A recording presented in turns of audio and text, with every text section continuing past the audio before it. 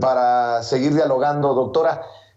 Quique, ¿qué piensa, doctora, de esta reunión en Palacio Nacional? El presidente pues le deja otro moretón a la oposición porque celebra con los legisladores y legisladoras del movimiento de la coalición Juntos Hacemos Historia, Verde, PT, Morena, la aprobación del presupuesto para el próximo año, algo que dejó muy ardida a la oposición, y hoy el presidente tuvo fiesta con los legisladores, y me imagino que estuvo muy buena la reunión, porque miren, no es secreto que Gerardo Fernández Noroña no está en la lista, creo yo, de los favoritos del presidente. Pero me llama mucho la atención lo que escribe Gerardo Fernández Noroña. Estoy muy contento de la reunión en Palacio Nacional. El compañero presidente López Obrador estaba muy contento, muy agradecido con nosotros. Conmigo fue particularmente cálido, dice Gerardo Fernández Noroña. Ya después les comparto lo que me dijo el compañero presidente. Me siento muy orgulloso y muy honrado. Pues hace fiesta la coalición Juntos Hacemos Historia, bueno, con el presidente, por esta aprobación del presupuesto, y termina siendo, insisto, otra bofetada para una oposición que nomás no da una, doctora. No, y fíjate, bueno, pues cómo no iba a ser cálido con Fernández Noroña si lo ha defendido de una manera pues contundente, ¿no? Digo, yo lo veo y sí me parece que no tendría que dudarse de ese recibimiento cálido. Oye, pero sí me parece que es muy interesante esto que hagan una celebración. Bueno, digo, y después de que estuvieron ahí además días y que acabaron en la madrugada, pues no está de más sentarse, serenarse, tomarse un atolito y seguramente celebrar. Yo vi lo que puso Andrea Chávez, la diputada más joven de la coalición, y pues claro, pues también muy contenta ahí en el festejo.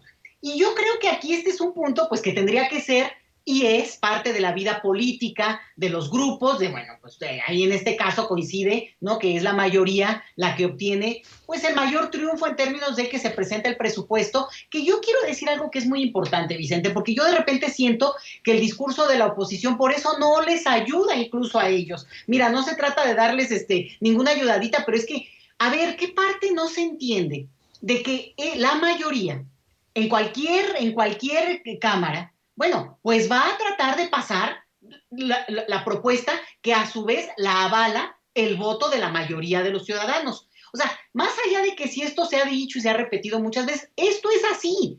Ese grupo es mayoría por el voto ciudadano y por tanto, ese voto ciudadano espera que le cumplan con lo que nos prometieron y en parte tiene que ver con cómo se vislumbra el presupuesto. Entonces, lo que yo veo es que en algunos casos, pues obviamente una confrontación muy abierta por querer menospreciar además los proyectos que tiene este grupo en el poder de manera muy abierta, ¿no? Bueno, ya sabemos, el aeropuerto o el tren Maya o cosas que van en camino. Entonces, que obviamente está repitiendo que les quiten presupuesto a eso o que son obras faraónicas. A ver, es ya un discurso que nadie cree, porque también tenemos la evidencia de hospitales que nunca se construyeron, de lugares donde se puso una piedra y nunca se avanzó. Entonces, eso es faraónico porque eso es un gasto innecesario que además se visibilizó como las tranzas que se hicieron. Entonces, si esta mayoría aprueba, avanza un presupuesto que se supone que va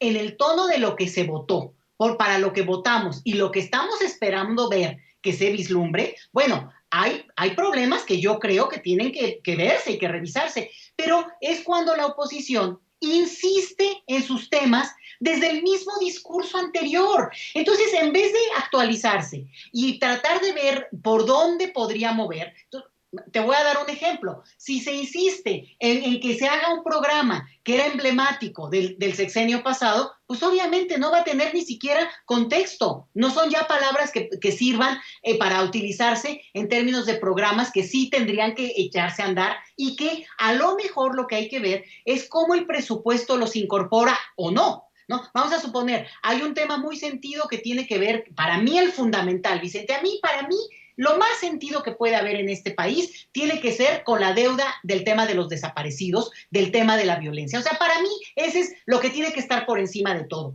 Y ahí yo diría, ¿falta o no falta presupuesto o cómo se piensa que se está incorporando? Porque muchas veces, no le dieron a tal programa, pero a lo mejor se fortalecieron otras áreas que se supone que inciden en esto.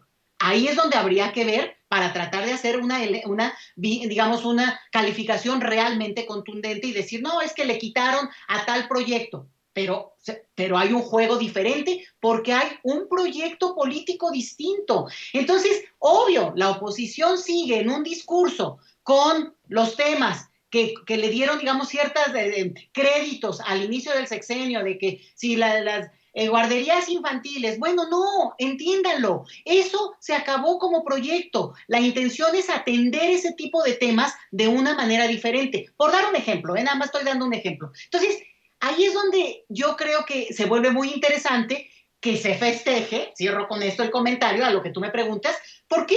Pues porque efectivamente se aprobó como la mayoría de diputados, mandatadas por la mayoría de votos que traen atrás, pues empujaron y se logró que podamos ver cristalizado, y ahí es donde vamos a ver qué tanto resulta, un presupuesto acorde a un proyecto. Yo creo que está bien que festejen y además a nadie se le niega su atolito y su tamal en la mañanita, Vicente. ¿Cómo cambian las cosas? ¿Cómo